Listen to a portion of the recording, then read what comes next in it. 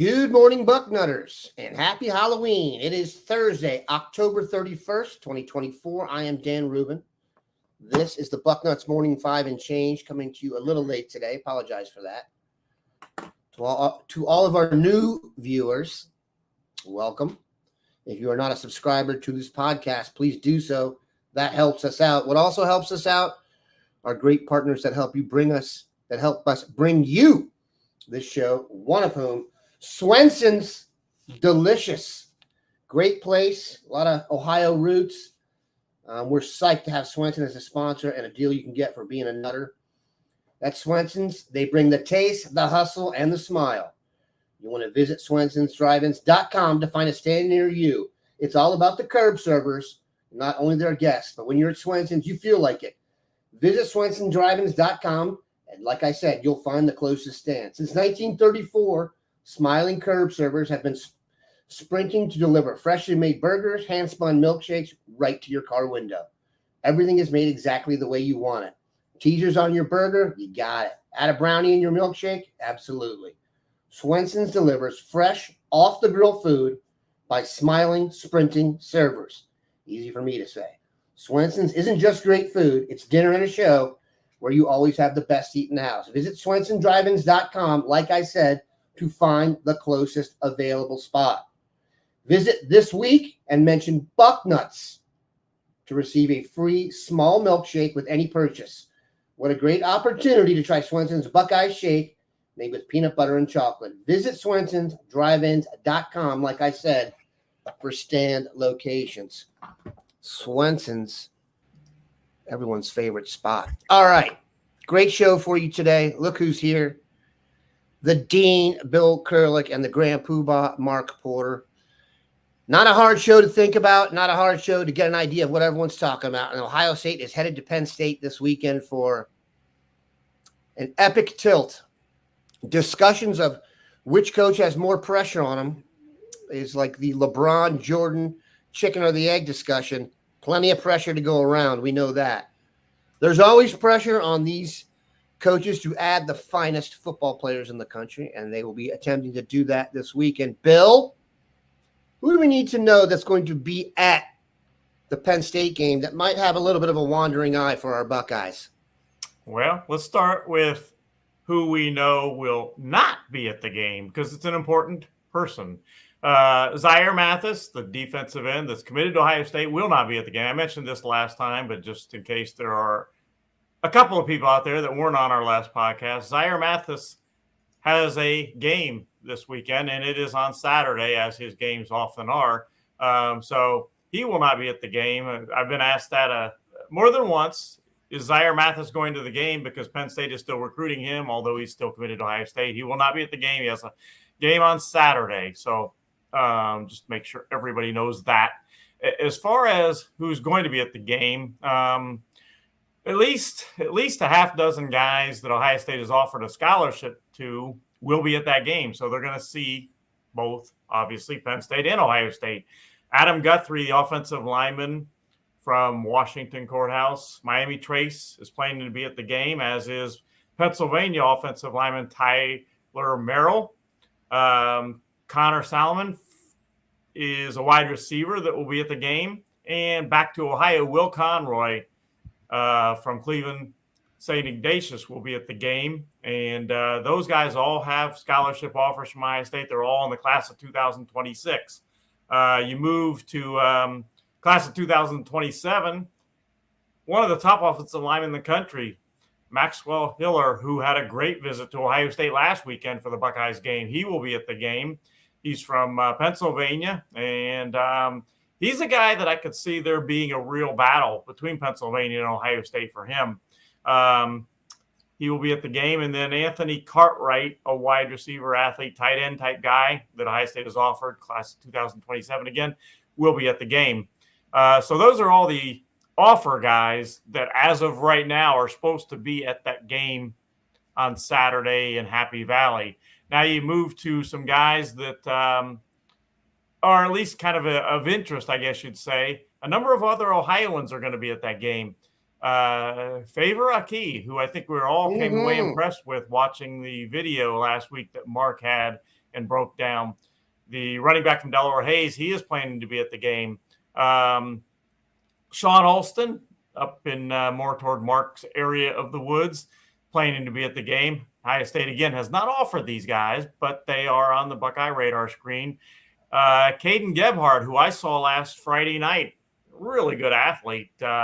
Was impressed with him. He's planning to be at the game. He's safety from Olentangy High School. And then Cam Thomas from Westchester, Lakota West, another linebacker that plans to be at the game. And then one more, a 2027 player from Akron, Akron-Hoban, Braden Feaster, linebacker, running back. He plans to be at the game. So those are the guys that, as of right now, are expected to be in Happy Valley at noon on Saturday.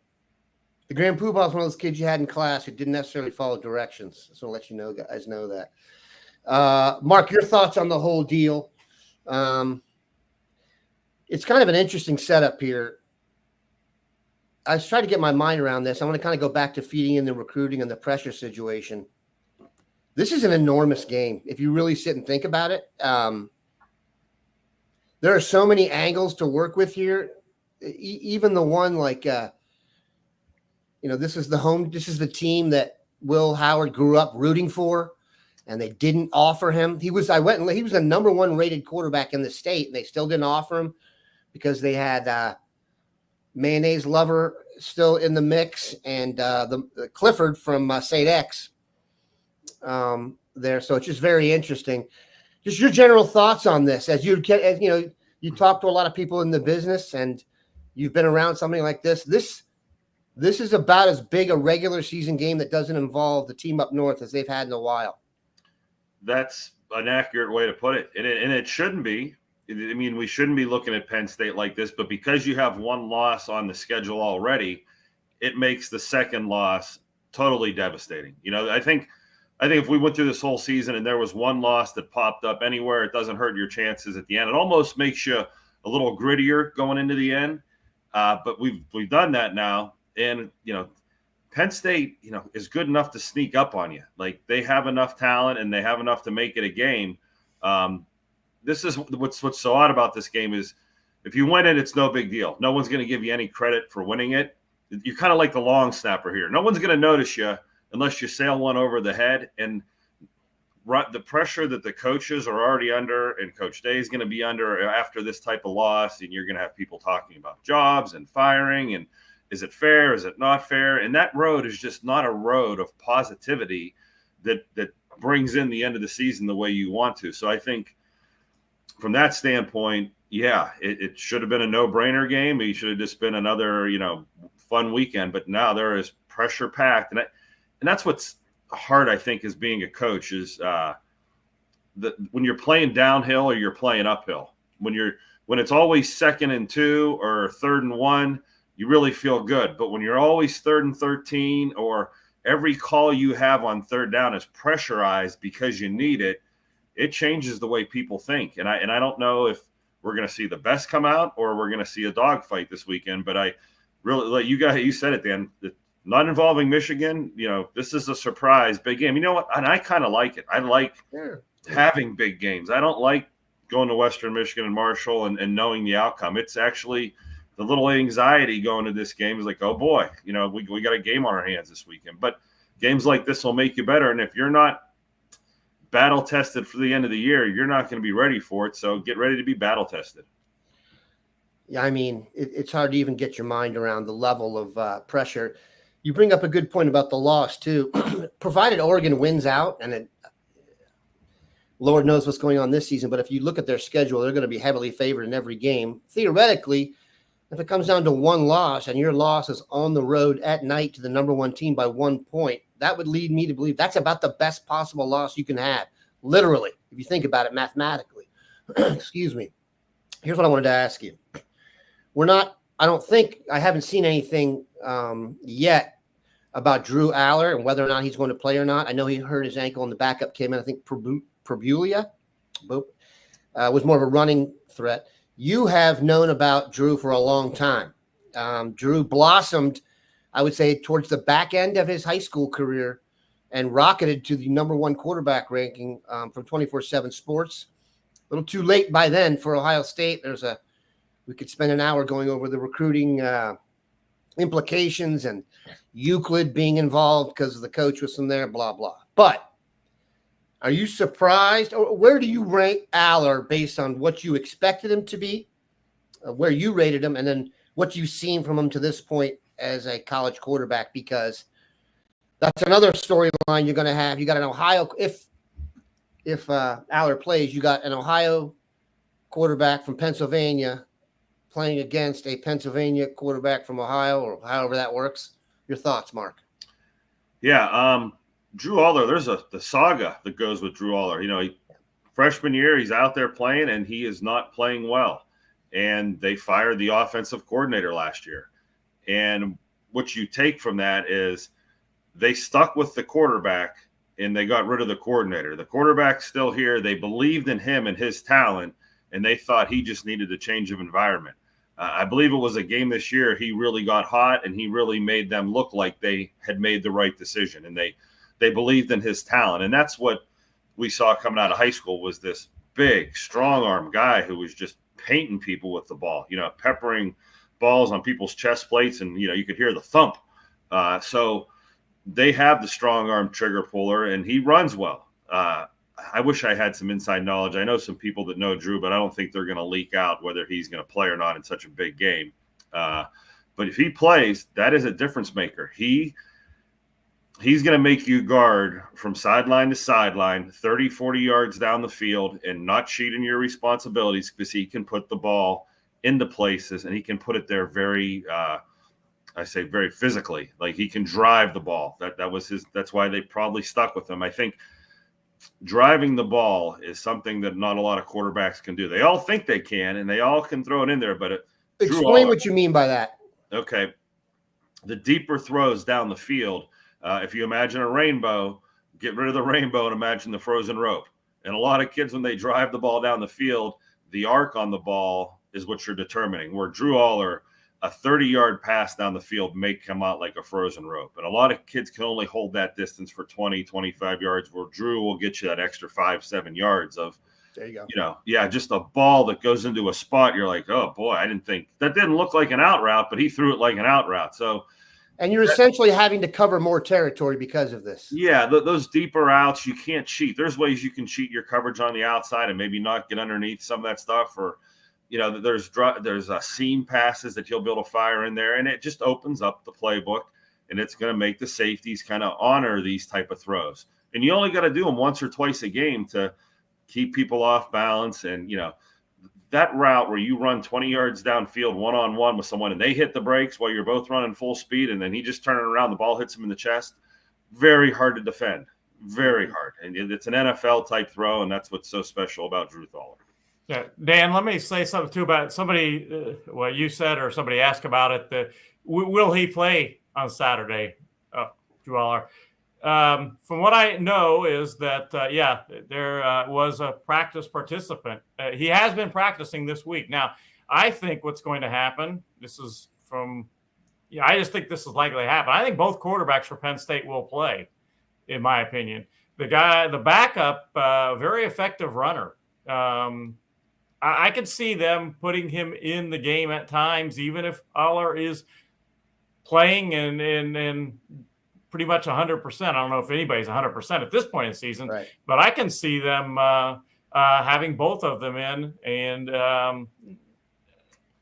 the threat of the run with the backup is very good. And the backup played pretty darn well when Allar went out. So I think both of them are going to play.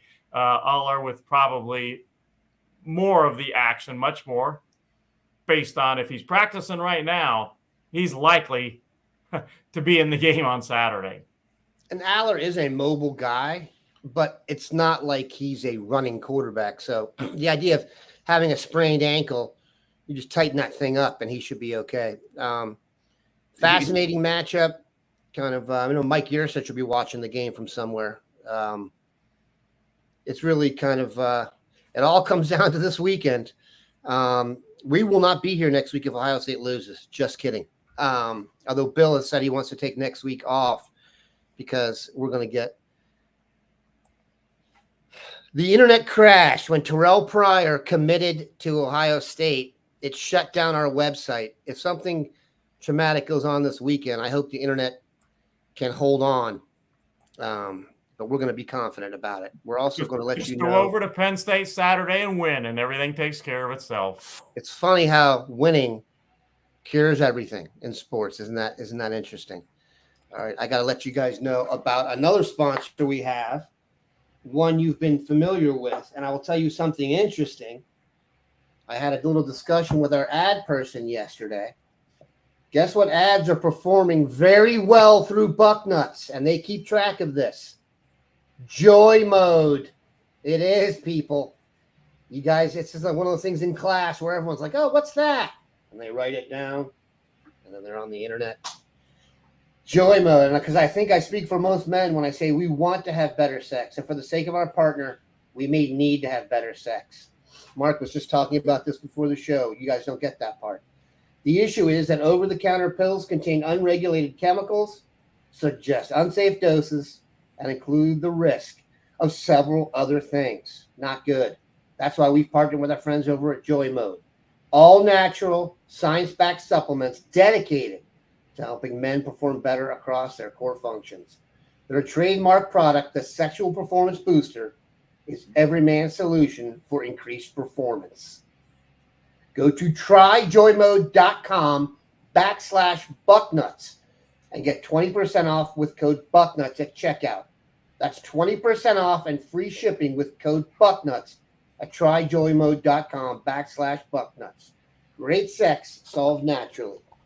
It's the truth. There's a lot of joy in your modes out there. All right.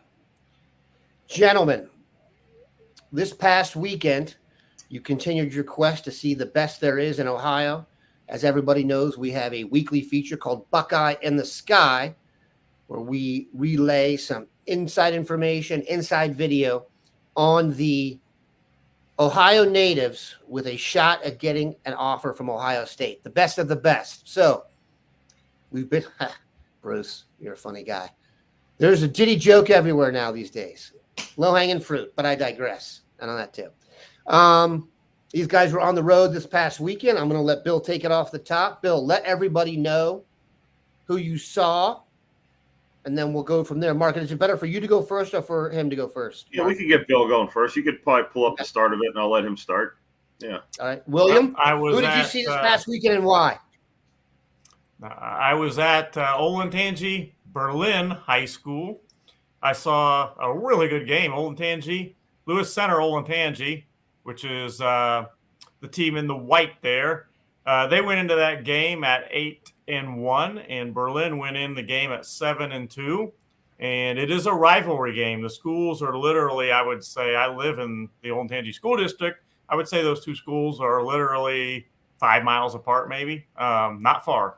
And Olentangy in white featured CJ Santa, the linebacker that Mark has an arrow on right now, and Caden Gebhardt, the safety, number 34. Berlin came out with a 14-11 win. Hold on a second. Does either have an offer? Neither has been offered by Ohio State, but both have very good offers. Both went to the Friday night after that game. Both of them went to Wisconsin on Saturday for the Penn State-Wisconsin game. They both have offers from Wisconsin, and they, like I said, they both have plenty of other offers. Gebhardt, safety, number 34, really good athlete. And Ohio State has told him, just be patient. They are interested in him. Haven't offered yet, but they've told him just to be patient. And he had a good game. In fact, Olentangy could not get anything going offensively, so they put Caden Gebhardt at running back, and they started getting things going offensively. He is a talented kid. So that's where I was at to see those two kids, and they're on the Ohio State radar screen. And Gebhardt in particular, making the tackle there. Gebhardt in particular, there he is at running back, breaking a tackle and then heading upfield. There he is again at running back. So I'll let Mark take it from there. Yeah, just to review these plays, I'll go back through it. No offers yet, but you could see why they could be offer guys. We put them in that offer candidate thing. these are both kids we saw at camp, and the buzz was really high on them earlier in the year. I'm just going over the same plays we played a few seconds ago, so while I'm talking about them, we can see them again. When you see these guys at running back, CJ Santa here, you can see they run like linebackers. Like in high school football, when you need to get your offense going, give it to a guy like that, and he's going to get you 3-4 yards of carry. The Gebhardt kid, I remember some other Big Ten schools when they offered him this summer talking about how they thought he was going to be a steal, but I don't know if they actually end up with him. He may be an Ohio State kid at the end of the day. And when we go out on the road, like certain guys catch our eye, they may or may not have offers, but this was the next guy we're going to talk about is Jaden Clark, and he's a class of 2025 kid headed to Kentucky. The only reason I'm pointing him out is in 4 or 5 plays, he actually just destroyed everything in his sight. I thought he looked really good, and you know how we're always looking for that kid maybe at the end of the year that could possibly be an Ohio State guy. Yeah, looking for linemen in Ohio, this might be the type of kid. Yeah, he was a kid last year we thought was right there, okay? And, boy, you know, if Ohio State's checking on some of these, you know, lists and looking at them twice, this is a kid I wouldn't mind seeing again. Eli Lee has frame. It may need to be a little chiseled up, but he's got the girth. Yeah, and he's got the nastiness. That's what caught my eyes. He just was ragdolling guys. And I don't mean to talk over Eli's highlights here. Love seeing Eli Lee. He's a regular on our show. We watched him all off season. You can see the improved quickness and speed on a couple of these. I'm mad at myself because a couple of his best solos I was taking pictures instead of filming. But he did have a great first half against St. Ed's, doing the dirty work in between the tackles. One more play out of him, you'll see him disengage there and help out on the tackle. Of course, if we're at Hoban, we have so much to watch. The Feaster brothers, how do we not just keep watching this kid? It's funny, the one clip you're going to see here on the sidelines, I was standing with the old-timers at St. Ed's, you know, like their former peanut gallery, and you'll see their reaction to this run. After the run, they all said to themselves, and we're laughing, guys, we need to get out of the way. These young men are too physical. The way that Feaster was running, and you'll see the old guys here all laughing about it. They're like, we're too old to be standing near guys that are this physical. More lateral quicks. Yeah, I mean, you see him making cuts there. I mean, I don't want to say he's not going to be a college running back, boy, but he is impressive. And like I said, when you're standing there and you feel the violence, yeah. Height, weight. 6'1", 225. And, of course, we're going to Sam Greer here, number 70, the big offensive tackle.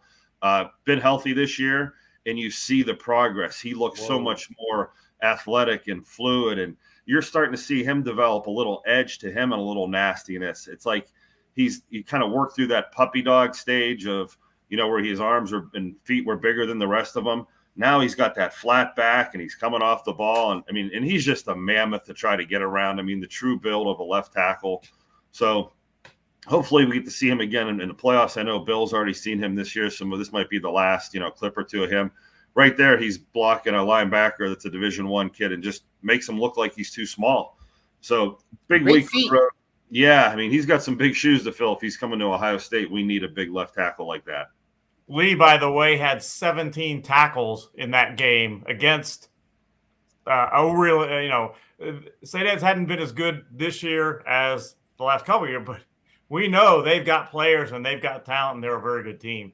And Lee had 17 tackles, I believe it was, and several for losses. He had a really nice game. Albert Hill was lights out in that game. I mean, we could go on forever. And then after that game, the reason I only stayed in the first half is I went to see Shaker Heights versus Cleveland Heights. And wouldn't you know it, Trey McNutt decides to play. And our old friend Marquise Davis. And Marquise Davis breaks away in the open field, and it's him and Trey McNutt. And my eyes are like, this is what I wait for. Let's see who is faster. They ran stride for stride with each other, and then McNutt jumps on his back, and Marquise Davis carries him the last 15 yards for the touchdown. It was one of those plays where I'm sitting there going, too bad you guys aren't going to Ohio State because we'd be eating this up if we were in the Bucknuts film room. So a lot of great football left this year. In fact, the best football is left this year because we're now into the playoffs. Right on. So tell me, guys, like you said, for those of you not in the beautiful state of Ohio, although I will say we've had the nicest stretch of weather in the last 15 years, and I'm not exaggerating, but it's about to end. Mark, where are you headed? Playoff time. This is the first week of Ohio playoffs. Different concept this year because I think they expanded the divisions. So you're going to have more state champions. more trophies. Everyone No. wants these days. They don't? No, just 7. Still 7 divisions. Oh, 7. My bad. Soccer and basketball changed this year to 7. I was saying, no, let's not do that to football yet. It's coming. I'm going to tell you where I'm going, but if the weather gets bad or any of these players get hurt, I'm never telling anyone where I'm going again because I'm not going to jinx it. We're going to go one more time. I am going to go try to see Landry Breed and the receiver up at Menor. They have a pretty good game against St. Ignatius, so I'll see Conroy up there. I'm not giving the long last name card. No, Ignatius. Okay, I got so many linemen's names in my head, I didn't want to screw that up. So, and then I'm going to try to get over to Strongsville for the second half to see Miller. So it's a pretty good Buckeye-related night for me. Bill might have a little better view. I wanted to go where Bill's going. He trumped me and picked this game first. Age before beauty, Bill. Go ahead. Well, since Mark was recently at seeing Tavy in St. Clair, and I haven't seen him yet this season. So I was not going to miss seeing Tavian this year. Let me review, Bill. I went to see him, and it was 48-0 in the second half. All I saw him do was hand the ball off 2 times and get pulled out of the game. So, well, I'm going to see. I can't count that as actually seeing him. Okay. Dayton Chaminade Julian Catholic plays at Bellefontaine on Friday night, so I will be at that game. Chaminade Julian is 5-5 going into the game, 8-2 for Bellefontaine, and it's interesting. If I expect Bellefontaine to win, but we'll see. If they win, Bellefontaine, that is, they again play London, and that would be at London, and London. So this will likely be Tavian St. Clair's last game ever at Bellefontaine. Well, you never know. But they would play at London, and London last year beat Bellefontaine by a lot during the regular season. A lot. Well, Bellefontaine came back and beat them in the playoffs, a close game, and it went on in the playoffs. So a win by Bellefontaine, which again I tend to think will happen, will set up yet another showdown in all likelihood between Bellefontaine and London the following week. So perhaps you can go to that one, Mark. I would not look past the first round if I was Bellefontaine. CJ is, yes, they're 5-5, but that's a Catholic League 5-5. They play a tougher schedule than Bellefontaine, and they're going to have some players. Yep. CJ, that's no layup. Although my guy Braylon Nuke, I brought him up earlier in the year. He's got to be the guy. He transferred from Centerville to Bellefontaine to play receiver with Tavian. He's got to be pushing 100 receptions this year. The Dayton Daily News does a review of players of the week, and it's always like 12 catches for 13 catches. But it's like no big deal now. So when in doubt, if you want to get some catches, transfer to a smaller Ohio high school with an NFL future quarterback there, and you will get to put up Sega numbers. All right. A lot of chatter on here about JT Tuimoloau. Some of it not that nice. He did have, and look, if JT Tuimoloau has the game at Penn State that he had several years ago, we will win the game. That's my one step out on a limb prediction. I think he had, 3 sacks and a couple touchdowns and an interception or whatever. If he does that again, he should try and get drafted by either the Steelers or the Eagles and get some Pennsylvania vibes going. But that would be good. Doug Shepard checks in. His brother and a couple of friends used to go swimming in the fishing in London back in the 70s. He does not mean England. We would jump off the railroad bridge. That is just Ohio in a nutshell right there. I was going to start playing some sentimental music in the background for the dean. All right, let me see if I can find some more questions here because here's one. Mika coming through. Adam Guthrie fully healthy soon. Of course, the offensive lineman is at Miami Trace. Is that right? He is. Anyone? Soon would be the word. I don't think it's this week, but I think if they needed him, he may be forced into, action a little sooner, but I think he will be back before the end of the year. And hopefully they have a few more games left. Because when I went to see him, it was the rain out. Like I said, anything bad happens to these players this weekend, you guys are off the list for knowing where I'm going each week. I am not jinxing it anymore. I hesitate to ask this in light of that. Will the previously mentioned Favor Aki, of course, the Delaware Hayes running back, I think only a sophomore, but 2026 junior. He's 26, even better, closer to Columbus. He's something else. There aren't a million guys in Ohio who I look at and say, "Oh, good Lord," who I say have it, but he might have it. He's been injured. Is he playing this weekend? Do you guys know? Far as I know, I tend to think he plays this weekend, and like I said, I know he's going to be at Penn State. Well, that's his plan at least. Saturday for that game, so I tend to think he will be playing this weekend. Good stuff. Again, if you have not seen Favor Aki play, that's something you want to check out. If you're around there and you want to check that out and report back to us, even better. All right, Mika. I have accidentally missed this question for about a month, but I guess there's more meat on the bone anyway. What about Matt Ponatoski? Is that Ponatoski? Ponatoski? Ponatoski. Moeller quarterback. Obviously, the question here is, I believe he's a tremendous baseball player and has a choice to make. What are you guys hearing about him, Mark? Maybe you can tell us a little about him as a player, height, weight, vibes, and then what you know about his recruitment. Both of you can chime in on that. That'd be great. You nailed the first part of it. Is baseball is the first thing that put him on the map early in the high school career. I remember seeing a tweet about his fastball, and I think it was the top fastball in the state of Ohio on the radar gun. I am not well versed in what the miles per hour, but it was up in the 90s. He has got a cannon. If you remember, there was a quarterback for Moeller that was playing with the running back headed to Michigan, and they were in the playoffs, and he got yanked for Matt Ponatoski when he was a freshman. And that quarterback transferred to play with Chris Henry and had a nice, little year at Withrow with him. So we're going deep on this storyline here. Matt was forced into action as a freshman. The arm talent is as good as anything in Ohio. He just doesn't have the stature of the Tavian St. Clair or Drew Allar or Nathan Bernard. He's not 6'5". Yeah, that's what I'm getting to. Okay. He's not 6'5". He early on his career, he was a 6'5", 11 kid as a freshman. He's now grown up. I'd probably put him over 6 foot or maybe pushing a little taller than that. So he has grown up to be tall enough to go be a Division I quarterback. But when we talk Ohio State quarterbacks, arm talent's there, but they'll find someone with this arm talent that probably has the body or to go with it. He deserves mention. He may be a pure passer, that he may have dialed in his game a little bit. I think early on it was a lot of just you could see the arm strength. Now I think you can see some accuracy. Haven't seen him play live this year, but I did see him at camps this summer. I straight up asked him, is it football or baseball? And he wants football. He's leaning football right now. I don't know if he's caught the bug or whatnot. So to answer that question, we'll probably see him in a football uniform in college. 6'1", maybe I'm seeing in the chat here. But that would be the knock on him. Very good athlete, can move around and run. I'd say if you were going to compare him to an Ohio State quarterback, it's Julian Sayin. I was just going to say that. Yeah. So it's not like it's not out of the realm, but, it took Julian Sayin a different way to get here. And, he'll have to prove the pure passing ability in camps.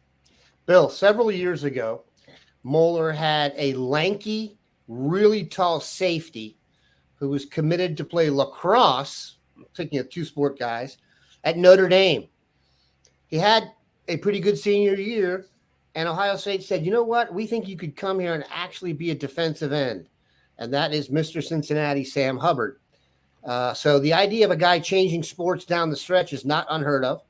Kyler Murray.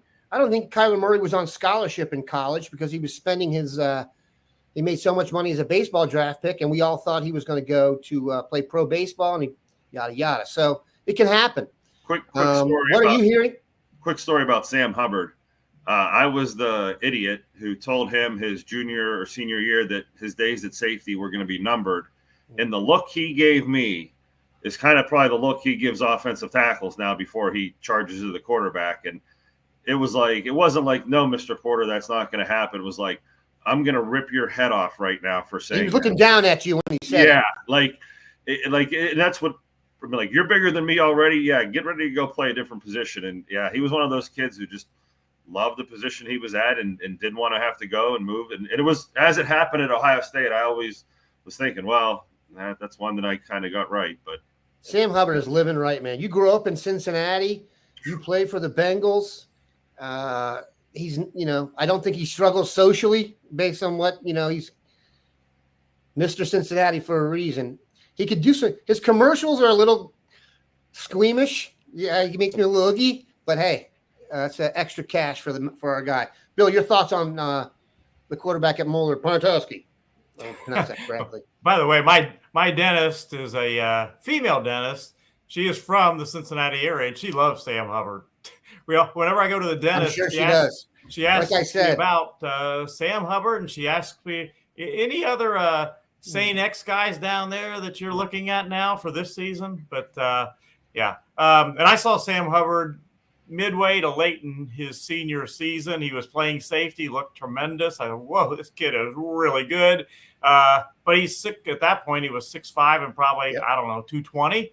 I don't know about safety in college. But I'll have to admit, I was thinking linebacker. Yep. He even outgrew that and ends up, as we know, as a defensive end. But as far as back to Matt Pontoski, he is about 6'1", maybe a little taller, 6'2" at the most. He is absolutely on Ohio State's radar screen, and I've talked to him about that. Chip Kelly's been in contact, and some of the other Ohio State coaches. There is absolutely a mutual interest. I don't know that if it would end up as a scholarship offer or not. He does have some good offers. He's got Cincinnati has offered him. These are football offers, by the way. Purdue, Vanderbilt, Miami of Ohio, Kent State. So he's got some nice, pretty good offers. And again, Ohio State is recruiting him. He's on their radar, and he is interested, and he is going to get to an Ohio State game. He probably would have been to one already. I remember one weekend they had wanted him to come up, but he had I believe it was a Saturday game or a Friday game Friday night game where he was going a long way out of town, which Moeller does on occasion. So he didn't make it to an Ohio State game yet, but he has told me he will be getting to one of these Ohio State games, whether it be Purdue, Indiana, Michigan. He'll be at one of these games coming up.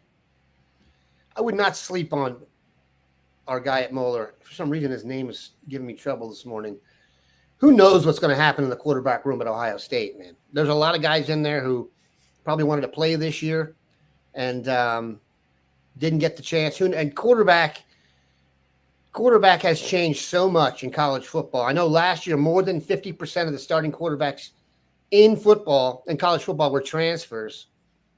And I used to think that was never going to get to the top schools, but look now, man, you got transfers almost everywhere. So we shall see. All right, we're going to try and rock through some questions. Let's go rapid fire here.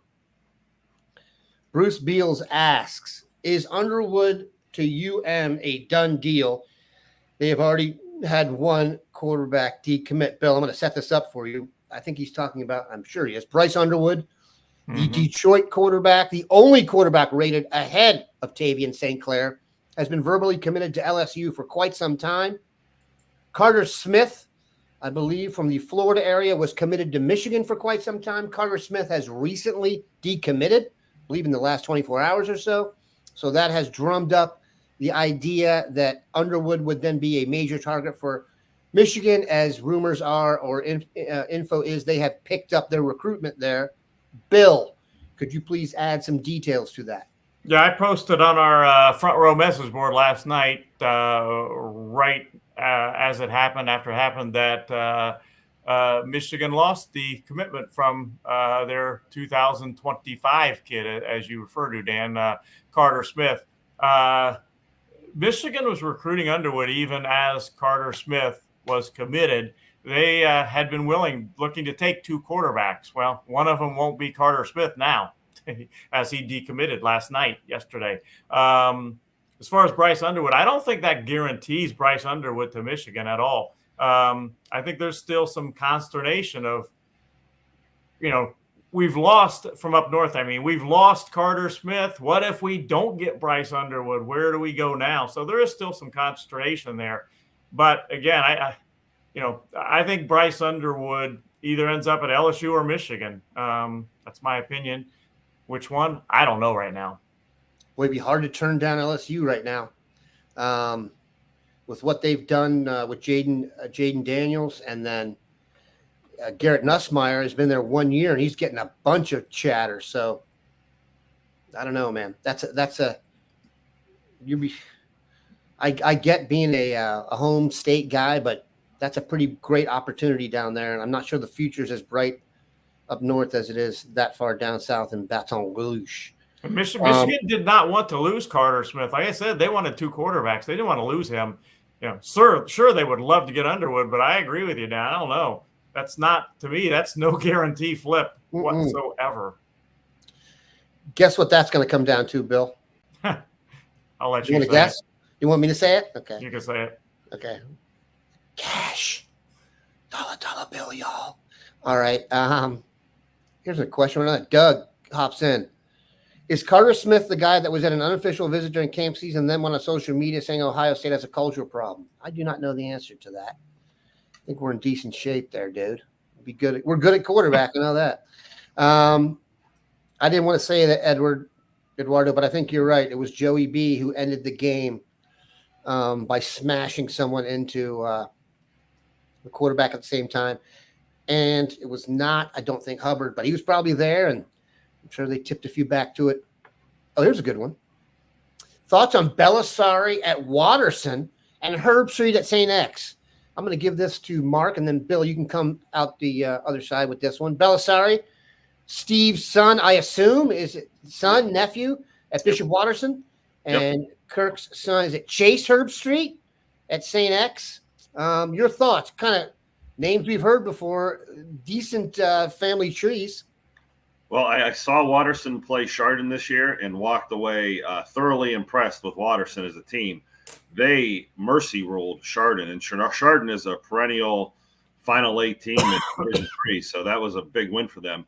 Belisari did an excellent job at quarterback, and the time I was there, he didn't need to do much, but I could tell right away he was a great athlete, good arm. The throws he was making were high school throws. They weren't asking him to do much or even throw much at the point I was there. I don't know if he's going to be an Ohio State kid. I would put him in that camp box where I'm sure they're going to give him a look.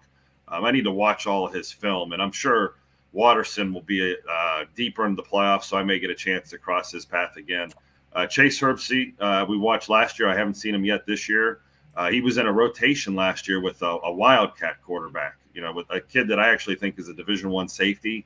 They would put him back there and run the ball with him, and Chase was the guy playing early last year, and of course, we'll see his progression in the playoffs. William?